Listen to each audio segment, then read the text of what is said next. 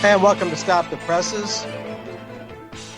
Your host, Mark Anderson, coming to you live as of the 2nd of August. Yes, time when we do the Mark and Ron show as a adjunct of Stop the Press. Today we're going to look at an interesting angle on our situation, on our predicament, ladies and gentlemen, with Ron, and that is what's become of our professions in the age of the New World Order. And how you doing today, Ron? I'm doing good. Thanks, Mark.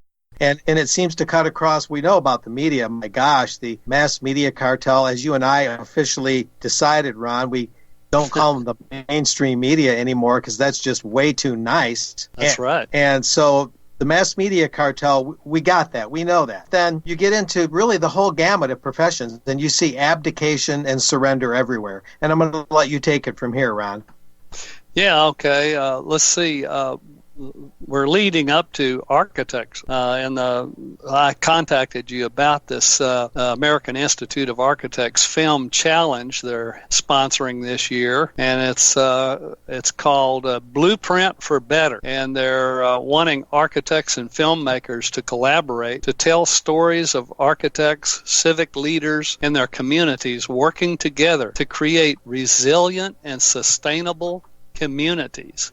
If you didn't really know what was going on, that sounds pretty good. But just what in the world really is resilient and sustainable communities? And architects and the AIA have limited that to energy and the environment, as if you could have full-blown tyranny and blood flowing in the streets as long as you had a nice green planet. Architects and engineers for 9/11 Truth have done a great job in getting information out to the profession about what was really discovered in the World Trade Center and how those Twin Towers came down.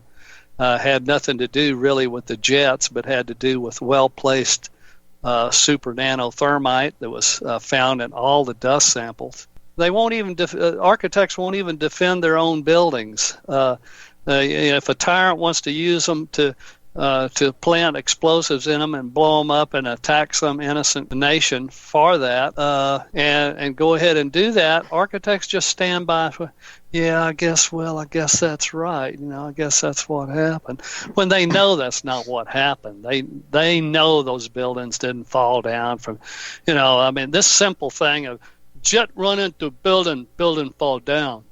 If this is what they want, I just can't imagine that this is where the bulk of professionals in architects want to go down that road of greening the planet with blood in the streets. What I want them to do is extend and expand their definition of sustainability. I'm all for sustainability. In fact, what I want to do is sustain liberty and freedom here in America.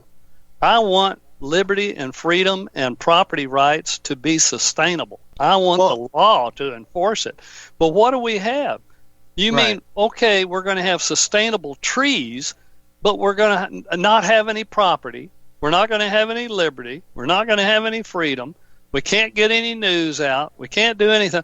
We're just global slaves in service of a green planet. So we would all be subordinate to a whole set of energy systems and resiliency and ideology and sustainability. Rather than being masters of it, we'd be servants of it.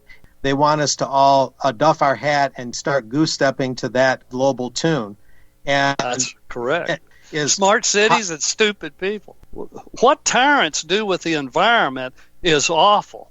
The worst environmental hazard on Earth is tyranny, and they don't talk about that.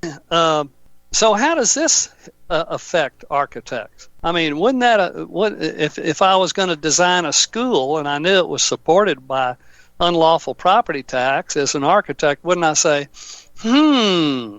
is there another solution, another way to approach public education? And what if the whole purpose of public education is to teach people how to defend their property? Article 7, Section 1 of the Texas Constitution, what does it say? Purpose of public education is to teach people how to defend their life and liberty. So how do you defend your life and liberty if you lose your property in order to pay for your education?